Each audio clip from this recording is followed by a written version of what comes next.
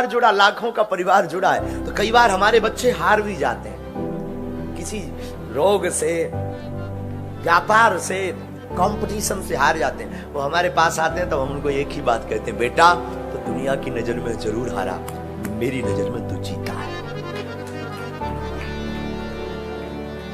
और आस्था एक ऐसा शब्द है जो कभी हराती नहीं। अगर आप आस्थावान हैं, हम दावे के साथ आपको कहते हैं, आप कभी हारोगे नहीं। अगर तुम्हारे अंदर चाह है जीतने की, तुम चाहते हो कि मैं हर मंजिल को पाऊं, अगर तुम चाहते हो कि मैं हर युद्ध को जीतूं, चाहे वो कर्म का युद्ध हो, चाहे वो धर्म का युद्ध हो, चाहे वो भूमि का युद्ध हो, या संपत्ति का युद्ध हो, या विपत्ति का युद्ध हो, तुम चाहते हो कि मैं जीतूं, तो याद रखो, आज से ही दृढ़ संकल्पित हो जाओ, एक ईश्वर के बन जाओ, मस्तक पर तिलक लगाओ और आप कभी हारोगे नहीं।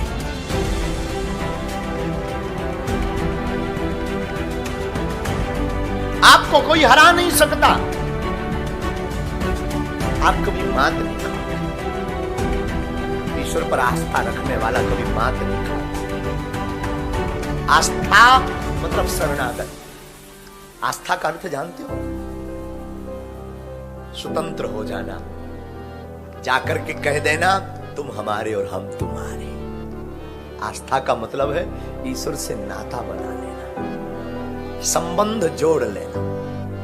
याद रखो, जरूरी नहीं तुम ईश्वर से जुड़ो, आस्था रखो, हो सके तो किसी गुरु की शरण में भी आस्था रखो,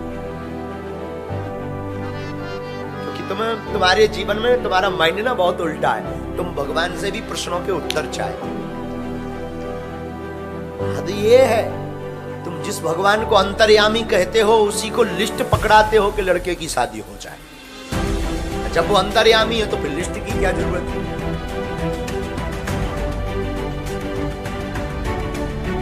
अगर आपकी आस्था है ना, आप उलझनों में भी आस्था है। आस्था टूटनी नहीं चाहिए, याद रखना, चाहे गुरु के प्रति हो या किसी संत के प्रति हो, तोड़ना मत। कितने भी लाखों तूफान आ जाए, या तो जोड़ना मत, और जोड़ना तो तोड़ना। कश्मीर में एक पंडित रहते थे, पंडित राम विद्याधर शर्मा, बहुत प्रकांड विद्वान थे। हनुमान चालीसा का पाठ रोज पढ़ते, 11-21 पाठ रोज करते, सुबह से माइक लगाकर। उस जमाने में जब कश्मीर पर दूसरे धर्म के लोगों का बोलबाला था, उन्हीं के मोहल्ले में एक स्त्री रहती थी जो थोड़ी थोड़ी लिटिल धार्मिक हुई थी, नई नई। भगवान की ऐसी कृपा, न जाने कौन सा संयोग है कि उनके दोनों पुत्र बन गए पंडित जी। अवस्था रही होगी पंडित जी की 65 साल, बच्चे कोई 40 साल का था, कोई 30-35 साल का, दोनों। उसको लगा कि अब तो इनकी आस्था बड़ी डगमगा गई हो, वो बच्चे मर गए, अब तो ये ईश्वर को भजेंगे नहीं, अब तो लगता है ये गांव शहर छोड़ के गांव जाए। लेकिन वो क्या खबर देखती है कि 1 माह बाद फिर से माइक चालू, हनुमान चालीसा। पंडित जी ने हनुमान चालीसा नहीं छोड़ी। दौड़ी दौड़ी एक दिन पंडित जी के पास वो स्त्री गई तो उसने पूछा, भगवान क्षमा करना, मैंने सुना है कि आपके 2 पुत्र थे, वो मर गए आकस्मिक। ब्राह्मण ने आंखों में आंसू भरकर कहा, हाँ मर गए। उसने मुस्कुरा करके कहा कि आपको लगता नहीं है कि आप बहुत अपने साथ अन्याय कर रहे हो क्या?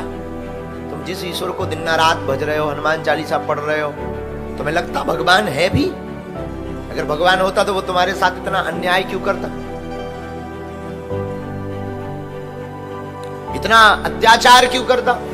कहां तुम भगवान भगवान जय हनुमान ज्ञान गुण सागर लगाए पढ़ रहे हो? बंद करो, है ही नहीं भगवान नाम की चीज। ब्राह्मण ने आंसू पोंछते हुए मुस्कुराते हुए जवाब दिया, बेटी जवाब हम कल वो फिर गई, फिर वही बात जो उसने तो रट रखा था। तो तर्की लोग होते ना, वो एक ही शब्द रट लेते। वही बात कटंतु बात बोली। ब्राह्मण ने अपनी बिटिया को बुलाया, बिटिया को बुलाया तो बिटिया से पूछा कि बताओ तुम अपनी जिंदगी में अपने से ज्यादा किसको चाहती हो? उस ब्राह्मण की बच्ची जो थी उसने कहा कि हम अपने बच्चों को चाहते हैं। अच्छा, कितने बच्चे हैं? 2। ब्राह्मण ने आंखों में आंसू भरकर पूछा, हमारी जो 2 बेटे थे बेटी, हमारे दोनों जो भाई थे, वो कैसे मरे? डूबने से, पानी में डूबने से। पानी में क्यों डूबे वो? इस बच्ची को बताओ, जो तार्किक थी उसको बताने के लिए कहा। उस ब्राह्मण की बच्ची ने कहा कि पानी में डूबकर दोनों इसलिए मर गए क्योंकि मेरे दोनों बच्चे डूब रहे थे, तो बच्चों को बचाने के लिए उसने बच्चों को अपने प्राण दे दिए। ब्राह्मण देवता बोले बात समझ आई, बोले ईश्वर जो ठीक है, हमारे गए तो क्या हुआ? हमारी बेटी की सुरक्षा बच गई, हमारी बेटी के बच्चे बच गए। तो कहते तुम्हारी आस्था नहीं देखो, पहले तो हमारे 2 बेटे थे, हमें पता है हमारे दोनों बेटे चले गए तो हमें दुख है, लेकिन अब हमारे पास ना 3 बेटे हो गए, 2 बेटी के बेटे हो गए।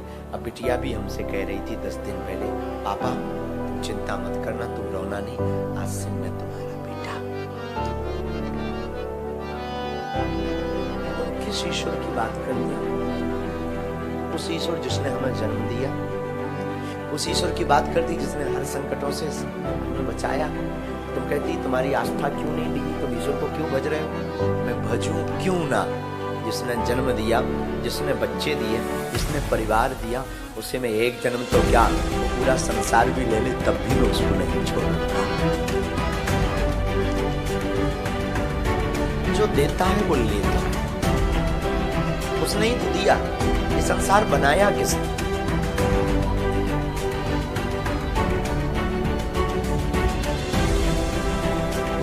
ये लीला किसकी है? किसने कृपा की? उसने तो की। हमारा परिवार किसने दिया? ईश्वर नहीं तो दिया, भगवान नहीं तो दिया। जो भगवान देता है वो कभी कभी ले ले, दे भी हो। और सच भी है, यहाँ जितने तुम्हारे नाते हैं सब झूठे। उस दिनों की मेहमान है चंद्र, 4 दिन की चांदनी तरफ जा रही है। जब 4 दिन